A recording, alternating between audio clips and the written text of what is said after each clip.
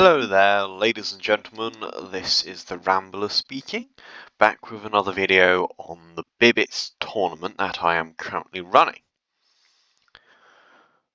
Today we will be covering the next stage of the tournament, or the current selection process for another competitor in said tournament, and I'll be going over some of the minor modifications and changes I have made after my first attempt. First off, I have to say I was not particularly impressed with the results of the first selection process. I felt that there wasn't anything that was particularly interesting. Granted, the world was rather young, but still, I did not feel that the results were what I wanted, so I decided for this particular go around, I would instead slightly tweak the mutation chance. While I will admit it has created far more complicated Bibites than previously, at the same time, I do not believe it has resulted in what I wished, being that instead of creating a more advanced species quickly, it has instead created a bunch of random genetic drift and dead ends. So, while you are about to see a bunch of what seems to be complex brains, those who have dabbled in the Bibites before will quickly realise that any of the brains that I am showing are mostly junk that don't actually have any real value aside from basic survival.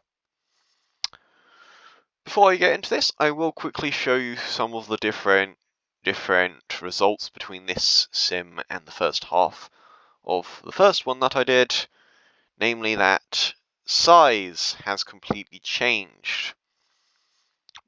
What do I mean by that? Well, in the first sim, after the first 10 or so minute hours, the Bibites that resulted had very similar sizes, in that they were all medium-sized creatures with some larger ones, but mostly staying to the same overall size.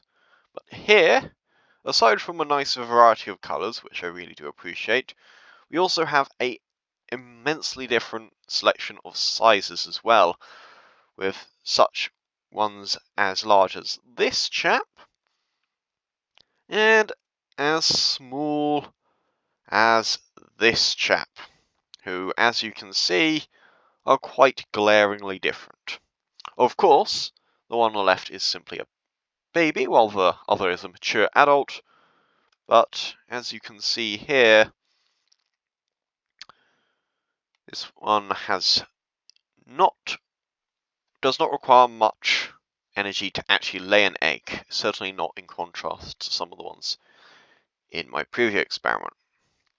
Now, I have wiped out half the population to try and stop the stress on my laptop, which is junk, which I also hoped would allow for some changes in various niches, but obviously considering the mutation chance, it's not really worked out as well. So what I'll be doing is I'll first off show you the newest generation of Bibites, which happens to be this chap. Feel free to pause at any point. I'll show you off their brains, their stats, and give some commentary. So first off, let's look at this guy. As you can see, as per expected of this species, it's dead. Let's see if we can try that again with, yes, okay. So this chap, doesn't, oh dear, he's dead as well. That is rather, okay, never mind. Perhaps I should start saying I can predict the future, because clearly this is working out well. But yes, so as you can see, complex brain, but most of it is not actually functioning as to assisting survival. It's mostly just bits and pieces that are there for the sake of being there, not for any actual evolutionary advantage, such as immune system and infection rate, both of which are actually not enabled in this simulation. There's no disease, so this is purely a piece of useless DNA. Stat-wise, as you can see, this chap here has a fairly high defense factor. Isn't particularly big yet, and has lasted a decent amount of time. The generations have been going a lot quicker this time, obviously, because of the mutations that have allowed them to... Well, yes, they're just a lot smaller at the start, so they can more easily lay more eggs. This is the energy flow for anyone who's interested. And then let's move on to the oldest gentleman. This chap. A full 8 generations earlier. 36 here is big, bulky, and again has a bunch of junk for their brain. Again, I am not somebody who is experienced when it comes to the scientific process, and I would not be able to tell you what here is useful and what is useless junk, but I am pretty sure that plant angle connected to want to attack does not have too many great advantages.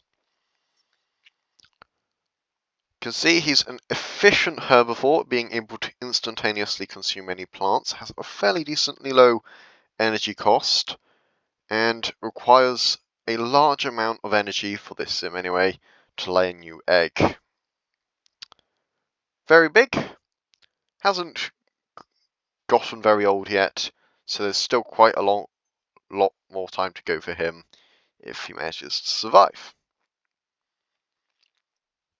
And then I'll show you some, well, first I'll just show you some randoms, and you can have a look at their brains. I'm not going to do any analysis on these gentlemen, but yeah, just so you can see some variation.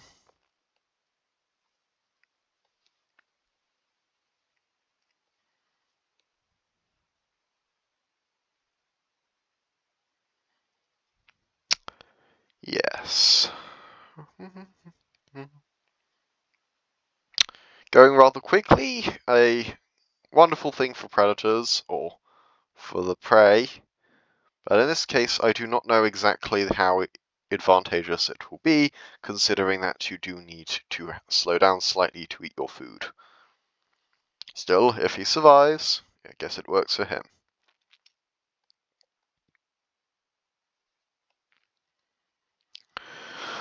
Alright then, I think that's perfectly good time. Poor chap. Very, very quickly died. In any case, so that was it for this video. Put down in the comments any questions you might have. Voting on the first part of the tournament for the last 4 finalists, or last finalist, will be the winner will be announced tomorrow. So if you have any votes, do say what you want to survive and watch the previous video for more information about that.